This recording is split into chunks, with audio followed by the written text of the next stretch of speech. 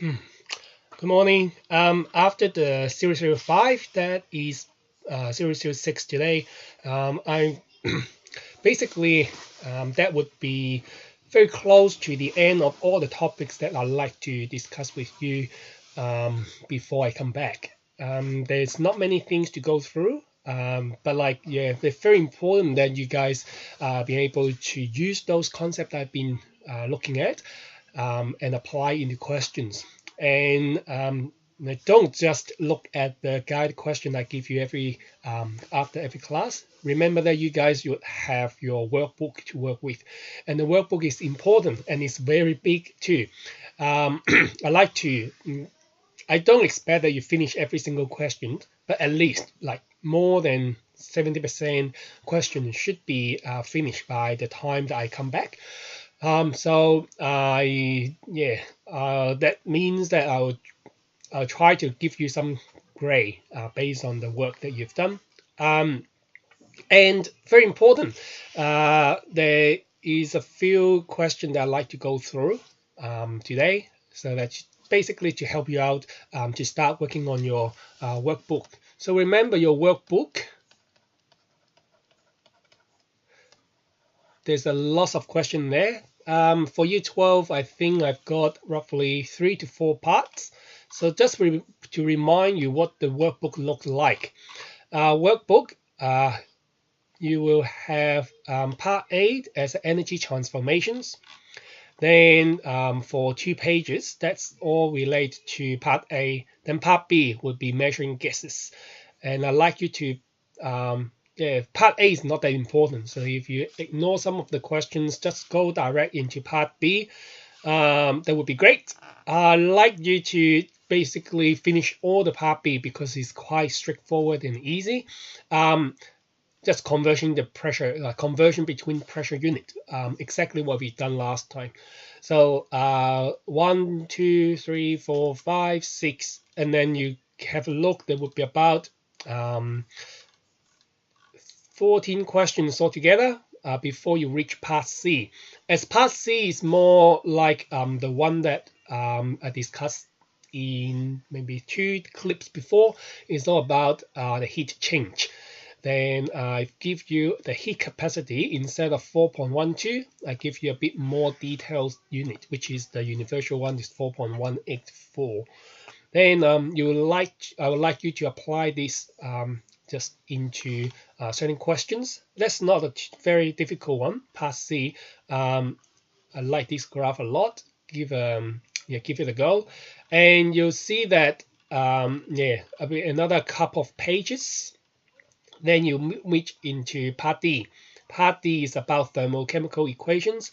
I've done that a little bit as well, so I like you to go through them.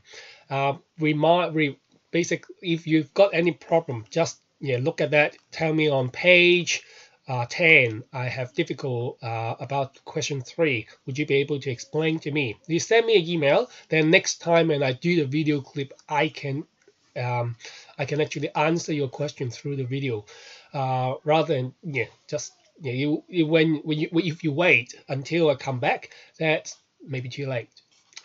So question 10, there's a lot. Like altogether, there's up to part E. I can basically wait, and you can wait until I come back.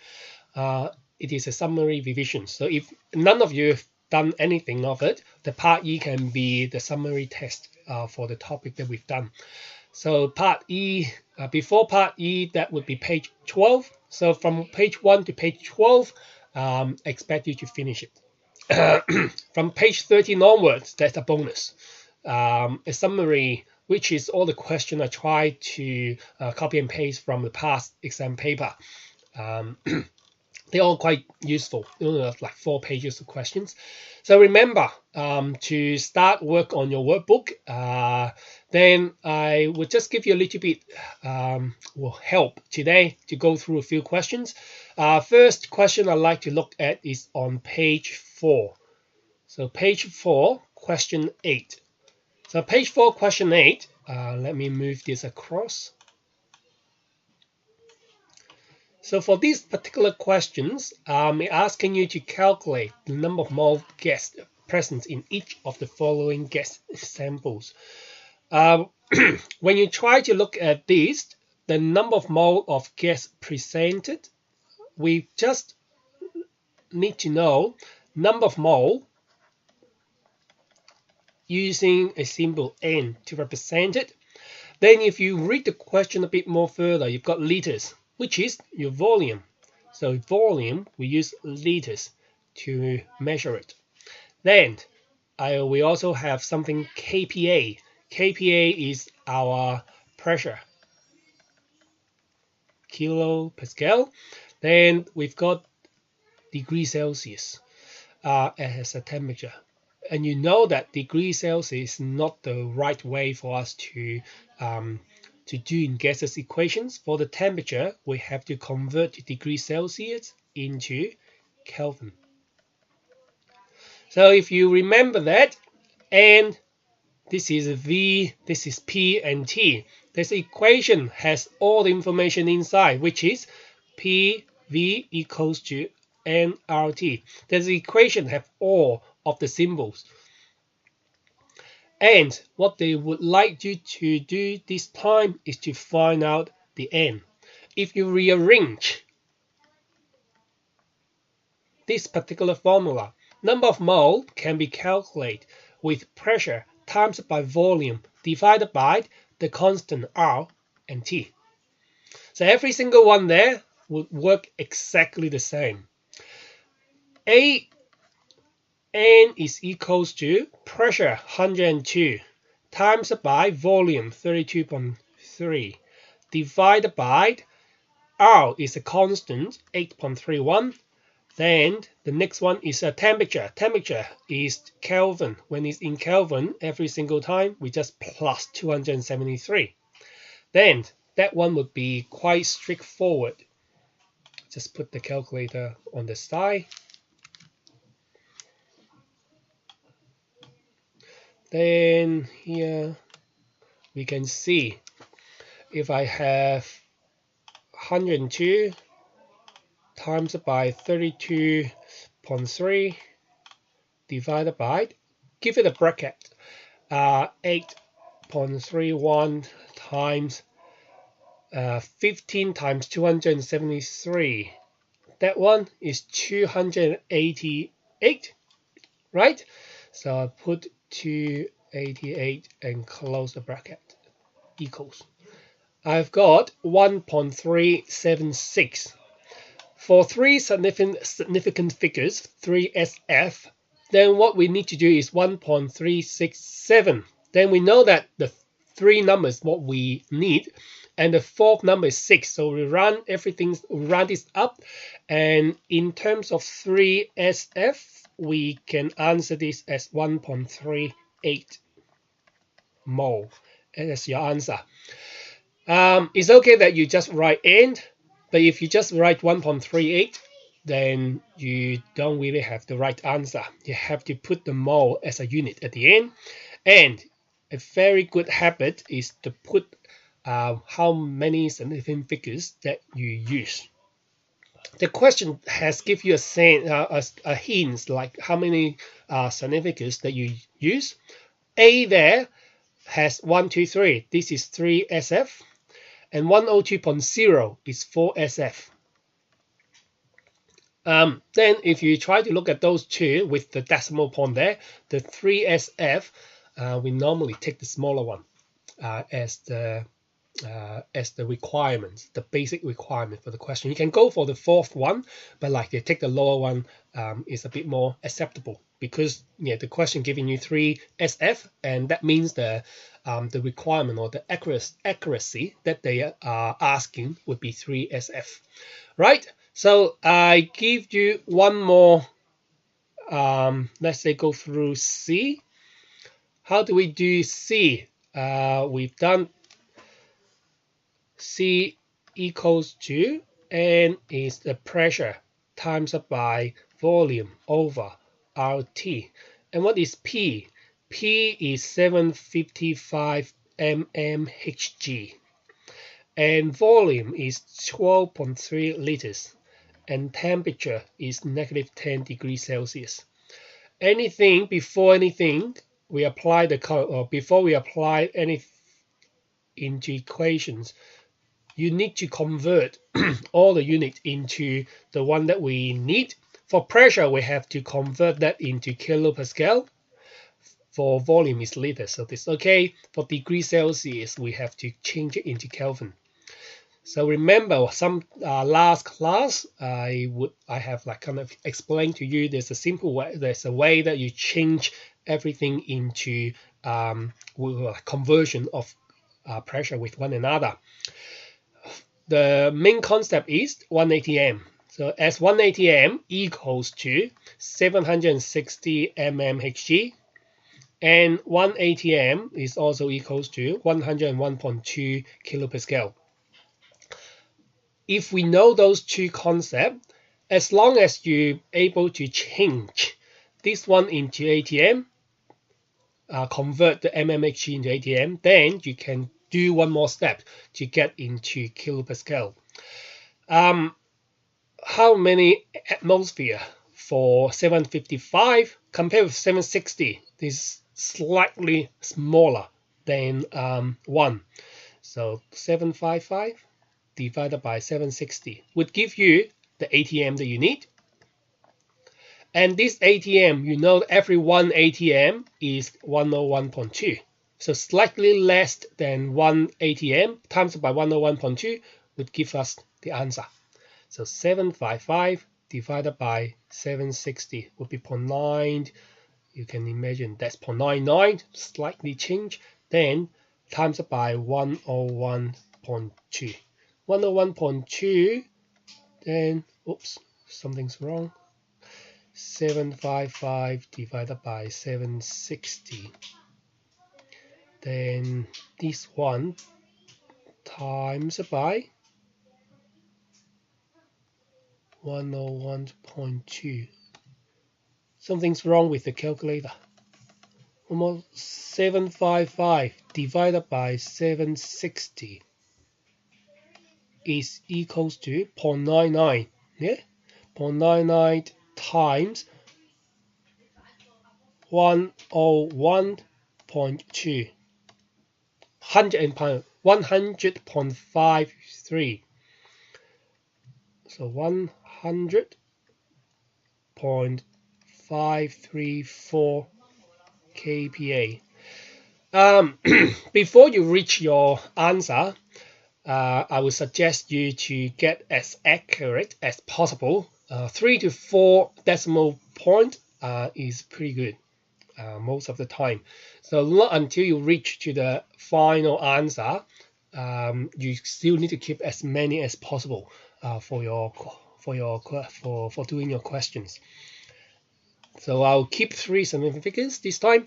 Temperature, we can basically plus 273 every single time, just plus 273, then we will get you the answer.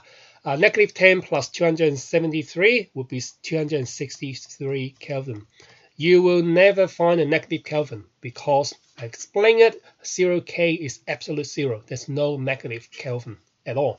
So even the -10 seems very cold, but you don't have a negative value for Kelvin.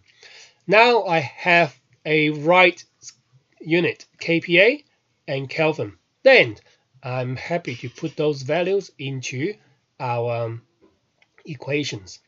So the questions that we need here, pressure is 100.534, volume is 12.3 divided by 8.31 as the constant times by 263.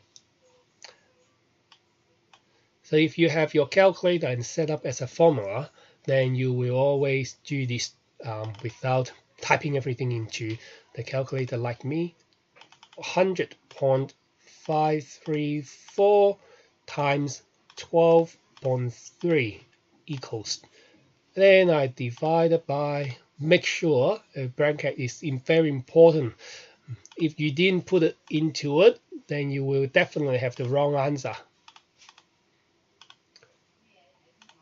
Now, final answer is 0.565. Three significant figures. The last one rounded up is 566. So now my answer would be 0.566 mole. Then 3SF. That's my answer. Right, hope you find it like not that difficult in terms of doing these conversions, and then use the formula to find out one of the unknowns. So next time, if you've got the number of mole or the temperature and the volume, and you know that you're going to find the pressure. So these kind of questions are quite, I think it's quite easy, as long as the most important part is you know appropriate values or appropriate unit that you use for each of the parameter in the equations. Right? So that is your page 4. Then the next question I'd like to discuss is on page 5. Let's move this across. Page 5, question 11. These particular questions, as I say, sometimes that we need to learn the equations and then apply our chemical equation with the gases calculations or gas law. Gas law is purely physics, not until we put them into chemical equations. So you will expect that in all the chemistry, like chemistry exam, you will never just find out pressure increase and what is the volume of it. This is basically not chemistry. In terms of chemistry, we need to put that into equations to make it as like Year 12 chemistry questions. So for magnesium, now we try to burn the magnesium in the oxygen. So when magnesium combusts, it releases a big, bright, very bright light, and you will have some fine powder produced at the end, which is magnesium oxide. So, one more time. Hopefully, you're able to write down what is magnesium oxide. So some may just write down magnesium oxide. I'm telling you, this is not quite good answer, because when you try to write magnesium oxide, you need to mention the charge of the metal ion, the one that at the front. Mg, when they combine, is Mg2 plus and O2 minus. O2 minus is expressed as XIDE, so we all know that is a negative ion and is oxide. Then, but when you try to say, how do you show people about 2 plus, we have to put a Roman number in a bracket. Right, so that is magnesium oxide. I'm worried about students still not being able to write down the actual names of from the chemical equations. So there's a few like on the compound, the naming system, you need to master about it. What do we do next? The equation saying that the questioner saying that we have Mg, magnesium, that will be making would be combining or combust with 5.8 liters of oxygen at SLC. So when the question asking you this particular way, you will assume basically oxygen here would be the limited reagents. So no matter let's say you've got a block of magnesium, a very big block, but because we've got the limited oxygen, only certain part of the magnesium would react, and the rest of them would not react at all. So this is basically saying that if a block of magnesium, I give 5.8 liters of oxygen gas into it, then what would be the mass of the magnesium from the block here would be reacting. So let's say I've got a very big one. Let's say I have 15 grams, not 15 grams, maybe 50 grams, 150 grams, a big piece of magnesium, really big, huge block. 150 grams of magnesium, and they will react with 5.8 liters of oxygen. How much, or the percentage of the magnesium is actually being reacted at SLC. So there's all, even though this is a very short, there's only, if you count all the words, it's not even more than it's about 20 words, but you have all the important information that you need. SLC has a very important information telling you. When you look at SLC, the very first thing come up to your mind is molar volume.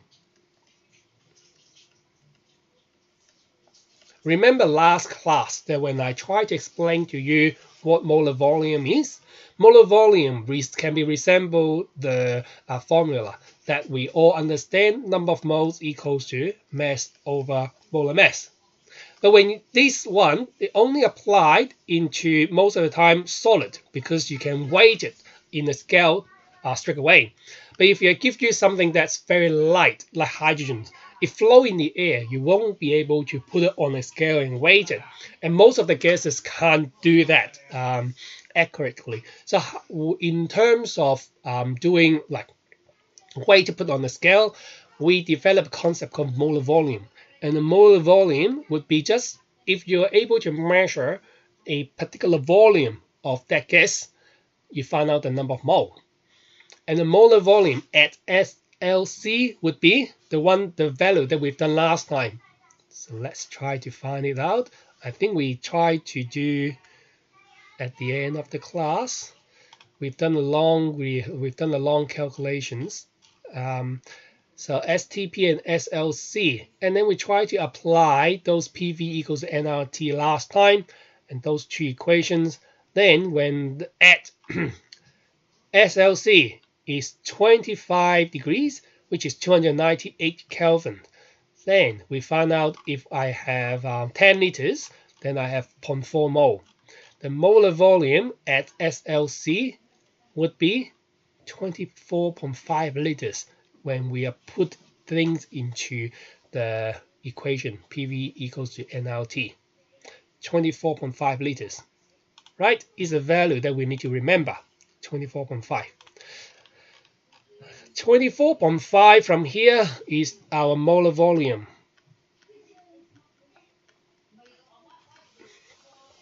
.5 is the molar volume. Then this information would be able to carry on. It's more like mass over molar mass. If you find out the molar mass of from the periodic tables, then if you have 2 grams out, 2 grams of copper, then you find out the molar mass of copper. You find out the number of mole. The same thing apply into here. Number of mole can be calculated by the volume that we find over the molar volume, as the molar volume is determined by the conditions. SLC has a molar volume of 24.5. The number of mole can be calculated when you have the given volume of any gases at SLC divided by 24.5. We'll be able to find it. Now, if we understand this equation, this basic equation, then the only gases that we find here is oxygen. So let's say oxygen here, we've got 5. Can't change. 5.8 liters.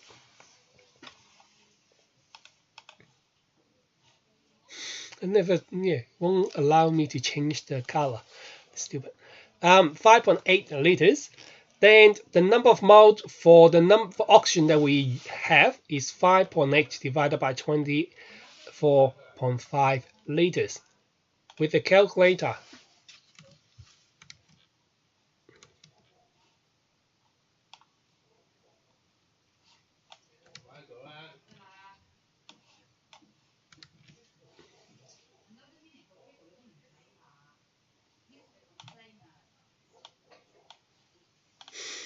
Give me a second. I moved this one a bit wrong. Yep. 5.8 divided by 24.5. 5.8 divided by 24.5. Then the answer will be 0.2367. So I've got here number of moles equals to 0.2367 mole. Right? Now, what is the next steps? The next steps giving us a, so let's put this on the side. I'd like to move this across. Again. Next thing that we do is something that you may encounter last year and have problem with, which is what we call stoichiometries, mole ratio calculations. What would be the molar ratio between the things that we look for? The thing that we look for is the magnesium. And then the one that we have is the oxygen. What would be the molar ratio? The molar ratio can only be found on a balance equation. The balance equation there telling us 2 Mg, 2 of them react with 1 mole of oxygen. That means 2 parts of magnesium only react with 1 part of O2. So now we have 2 parts of it react with 1 part of it. On the other hand, by looking at the number of mole of the oxygen is always half of the number of mole of the magnesium. Or you can say the magnesium, the number of mole is always double the amount of the number of mole of oxygen gas.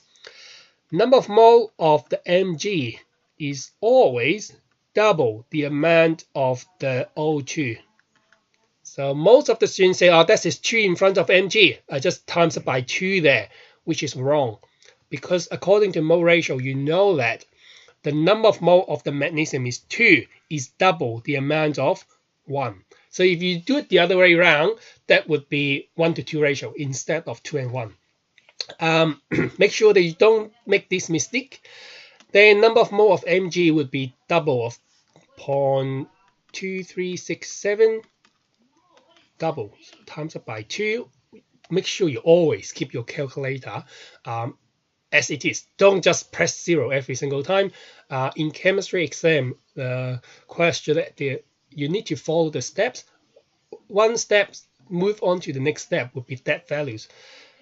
0.4735 would be the mole that we're looking for, right? So that means from here we've got basically more than enough of a lot of information. We've got to give us the answer. What is the mass of the magnesium that actually been used? So that's 0.4735 mole. Then you asked, what do we do next? Very quickly, we know that number of moles equals to mass over molar mass. Then, if we know the molar mass and we know the mole, that means the mass of Mg can be calculated by 0.4735 times by the molar mass of Mg. Molar mass of Mg should be 24.3. So times it by 24.3. If I'm wrong, just you check the periodic tables. Maybe I'm wrong, but I'm quite sure that 11.5, 3 significant figures, gram. 11.5 grams, 3 SF. Right? If the block is 150 grams, 11.5, what would be the percentage of the Mg being burned? Is 11.5 out of 150. Now there's only like times it by 100 in terms of percentage. Is 7.67% being used, right? So, or I can try to modify this question straight away, saying that So if I try to give 5.8 liters of oxygen to magnesium per minute, then I have 150 grams of magnesium metals. How long does it take for the whole magnesium metals to be burned? Right? So for such a simple question, you can extend it into a more complicated way. You won't see this in year 12, but more likely you may see that, okay, find out the percentage, and then you pump, let's say the magnesium change into some other fuel. Then you change it into butane. So butane would burn oxygen, I'll give 5.8 liters liters per minute. Then if you have a whole tank of butane, how long does it last?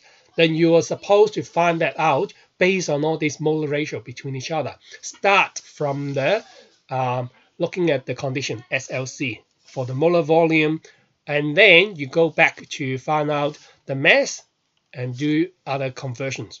So that is hopefully you have a bit better understanding. I help you to do one more question, so you have one less to do.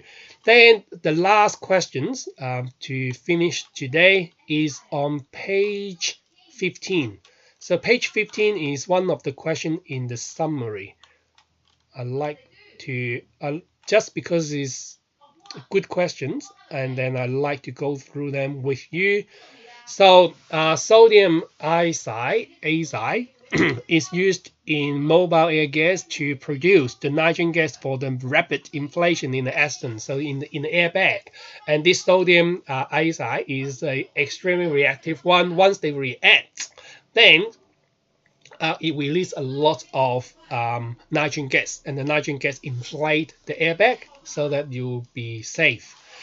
So the mass of it is to produce 40 liters of nitrogen gas at 100 kPa and 0 degree is close to. So I give you all the hints here. So what you do is you can first apply the gas equations, then find out the number of mole that required.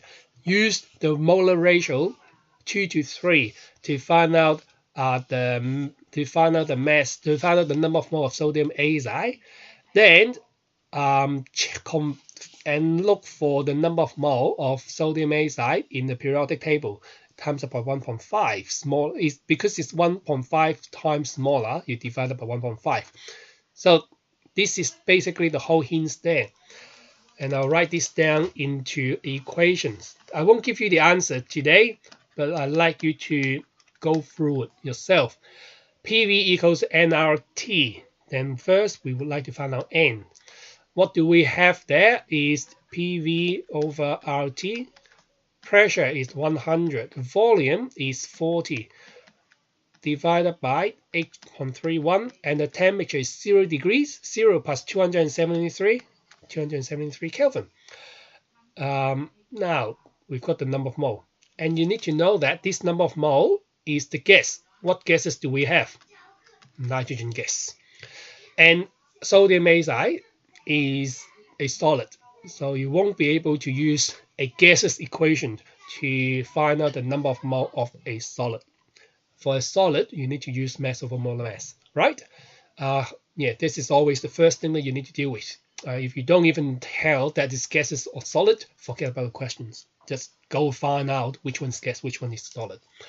Then we need to look at the molar ratios. The molar ratio for the solid NaN3 with N2 is 2 to 3 ratios. Therefore, the number of mole is always 1.5 times smaller. Then, number of mole of N2,